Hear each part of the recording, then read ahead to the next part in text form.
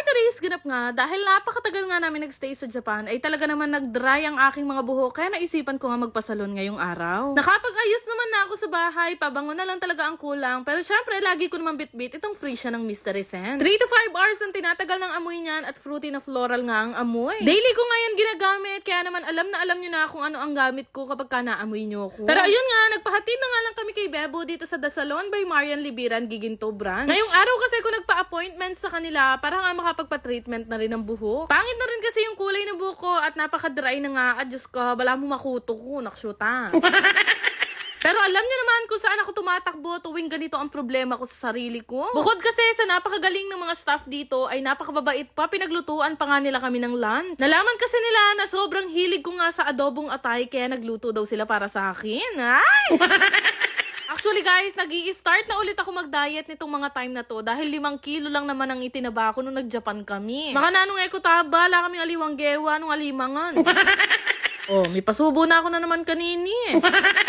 Grabe, kahit ayokong kumain ngayon, pero nang kanyaman pa mo ng pagkakaluto ng atay nila. Diba guys, na ako at si Richie ay sobrang hilig sa ganitong ulam. Napakahirap tiisin ng mga ganitong klaseng pagkain. Nagtataka talaga ako kung bakit merong mga taong hindi kumakain ng atay. Tapos na nga kami kumain, ay nag-start na ulit silang pagandahin yung buhok namin. Tuwing bumabalik naman ako dito, lagi lang naman ang pinagagawa ko ay treatment. Minsan nagpapa-Brazilian din ako at nagpapa-retouch ako syempre ng kulay. Medyo patapos na nga ako, ay chinat ko na nga agad si Bebo na sunduin na nga kami ni Shaira. Satisfied customer na naman ako dito sa The Salon by Marian Libira. Napakahuhusay talaga.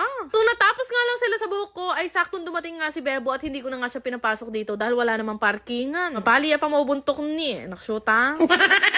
Habang nasa biyahe naman kami, ay syempre, tuloy pa rin ang pagiging business-minded ko dahil tiningnan ko lang naman yung mga CCTV ng mga business namin. Grabe talaga tong si Okoy King. Kahit tanghaling tapat pinipilahan, parang ako lang nung kapanahunan ko. Charis!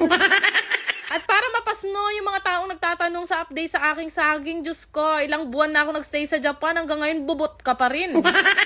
Kauwi na nga kami sa bahay, ay nagpalit lang agad ako ng damit dahil meron pa kaming appointment ngayong araw. Biyahe pa kasi kami papuntang Apalit, Pampanga dahil sinisimulan na ngang gawin itong bagong business na pinatatayo namin. Start pa nga lang sila ngayong araw magtibag dito sa building at naku, mahaba-habang proseso pa to. At sa mga nagtatanong pala kung saan pinaka-located itong business namin ni Bebo. Located nga pala to guys sa tabi ng bagong palengke ng Apalit. Hindi nyo nga to agad makikita pero promise, sinisigurado ko babalik-balikan at dadayuhin nyo to. Ano? Alam niyo naman guys, na kapag kami ang nagtayo dalawa ni Bebo ng business, abay wala kaming kinikilingan, walang pinoprotektahan, afford ng lahat ng tao.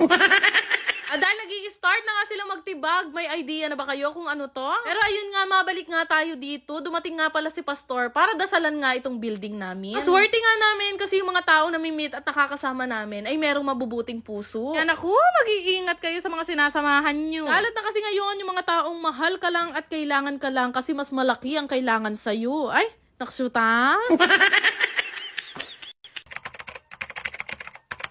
Bago ang lahat, gusto ko lang i-share sa inyo itong pinaglilibangan kong laro na Diamond Game. Paalala lang, ito ay libangan lamang ng matatanda at mahigpit na ipinagbabawal sa mga bata. Napakadali lang mag-register at gumawa ng account dito. Ilalagay nyo lang naman ang inyong phone number, mag-create ng password at higit sa lahat, huwag nyong kakalimutan ang aking referral ID. Yan nga lang kadali at meron ka ng account dito sa Diamond Game at napakarami mong pwedeng pagpili ang laro dito. Pero syempre, bago ka maglaro, kakailanganin nyo muna mag-cash in. Kadepende nga sa inyo kung magkano yung gusto nyong i-cash in. Pwedeng 100 hanggang 50,000. After nyo mag-cash in, ay pwede na kayo mamili ng laro na gusto nyo laruin. Meron nga bagong laro dito na sinubukan ko nga laruin. Ito nga yung Super Ace. Ay grabe, nung una nga hindi ko pa talaga masyadong mag-gets, pero pipindot-pindot ka lang pala dito, eh pwede ka na nga manalo ng sobrang laki. Pero hindi lang yan, meron pa nga akong isang larong natuklasan. Ito naman yung Fortune Gems na unang beses ko palang nilaro, eh talaga naman napakalaki ng na-cash out ko. Nagulat nga ako, grabe, kasi pwede ka palang manalo ng ganito kabili sa laro na to. Kaya naman nung malaki-laki na yung napanalunan ko, eh naisipan ko na rin i-cash out. Madali lang din naman mag-cash out dito, pindutin nyo lang yung withdraw na makikita nyo sa baba. Kaya kung gusto nyo rin subukan, ilalagay ko na lang yung link sa comment section. Yan lang naman! Salamat!